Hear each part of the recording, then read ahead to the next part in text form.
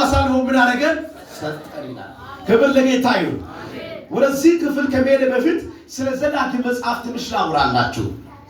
ዘዳግም መጽሐፉን የጻፈው ራሱ የእግዚአብሔር ሰው ሙሴ ነው። ዘዳግም ማለት ቋንቋው በጊዜኛ ነውና በእንግሊዘኛ ዲትሮኖሚ ተብሎ ይጠራል። ብዙ ሰዎች ዲትሮኖሚ ምን ማለት ነው ወይም ትርጉሙ ምንድነው የሚለው ሐሳብ ለብዙ ሰዎች ኮሽን ማርክ ይፈጥራል። ግን ብዙዎች እንደሚሉትም አይደለም፣ ስፍር የሆነ ቋንቋ ነው። ከግሪከኛ የተወሰደ ቋንቋ ነው።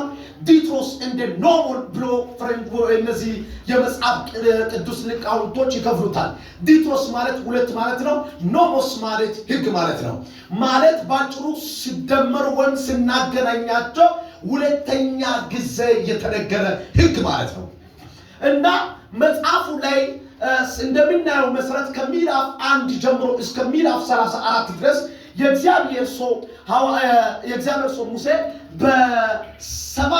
በሰባት ቀን ውስጥ ላይ ያወራው መልእክት ብቻ ነው። የረጅም ጊዜ መልእክት ሳይሆን በሰባት ቀን ውስጥ ብቻ እግዚአብሔር አንተን እኔ ልወስድ ነው፣ ወደ እኔ ልትመጣ ነው፣ ልትሰበሰብ ነው። ስለዚህ በአንተ ዘንድ ያለውን አደራ ለሌላው በአስቸኳይ አስረክብ። አንደኛ።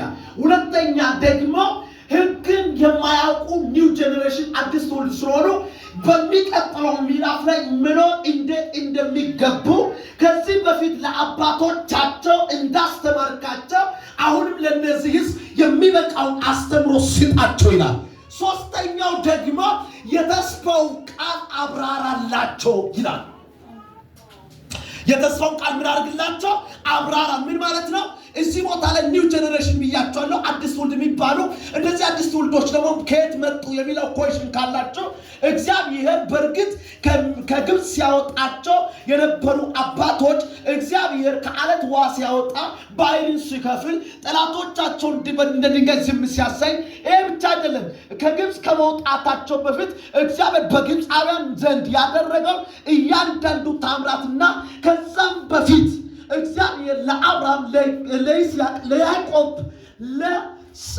ለዮሴፍ የተናገረው የኪዳኑን ቃል በተለያዩ መንገድ የማያስተውሉ ኒው ጄኔሬሽን ማለት በምድረ በዳ የተወለዱት ማለት ናቸው እና እነዚህ የቀድሞ የአባቶቻቸውን ኪዳንና እግዚአብሔር ያመጣበትን መንገድን የሚያውቁ ከእግዚአብሔር ጋር የነበረው ሪሌሽን ላይ ባለው ከዝ እግዚአብሔር ፊት ስላመፁ ወይም ስላጉረመረሙ እግዚአብሔር በምድረ በዳ አጠፋቸውና እንደገና እግዚአብሔር ኒው ጄኔሬሽን አወጣ እና ለነዚህ ትውልዶች ያን ተስፋ አብራራ፣ ደጋግመን አስረዳቸው ይላል። በዚህ ክፍል ላይ ከምዕራፍ 1 ጀምሮ እስከ 34 ድረስ ላይ በደንብ ፎከስ አድርጎ ወይ ኢንሳይስ አድርጎ አጽንኦት አድርጎ የእግዚአብሔር ሰው ሙሴ የሚያወራው ነገር አንደኛው አስታውሱ የሚል ቃል ነው። ምን አድርጎ? አስታውሱ።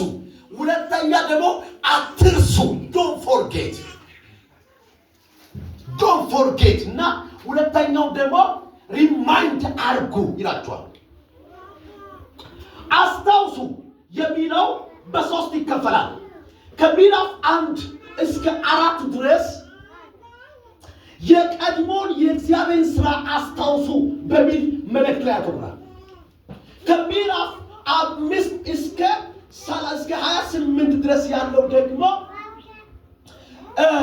ደግሞ በሕግ ላይ ማለት ሕግን ማስታወስ እንዳለባቸው ያተኩራል።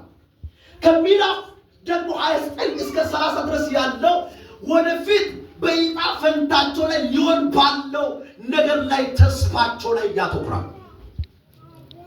ወደ እንግሊዘኛ ሲናመጣ ፈረንጆች ወይም ነጮች እንዲህ ብሎ ይተረጉሙታል። አንደኛው ሪትሮስፔክቲቭ ይሉታል። ሪትሮስፔክቲቭ ማለት ከዚህ በፊት በሆኑ ነገር ላይ የሚያተኩር ማለት ነው። ሁለተኛው ደግሞ ኢንትሮስፔክቲቭ ማለት በዚያን ሰዓት እየሆነ ባለው ነገር ላይ የሚያተኩር ማለት ነው። ሶስተኛው ደግሞ ፕሮቴክቲቭ ይባላል።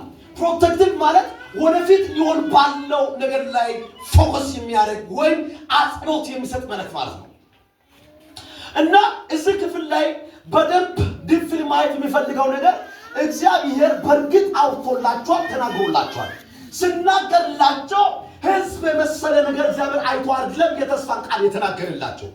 አብርሃም በአንዲት በከለዳውያን ወይም ወደ ባቢሎን ከምትባል ባቢሎን ማለት ባጭሩ ላስረዳላችሁ። ከኔ ጋር ናችሁ? በሐሳብ የቃለ እርስ መውረስን ጀምር ይል አሜን ነው። ምን ማድረግ ጀምር? መውረስን ምን አድርግ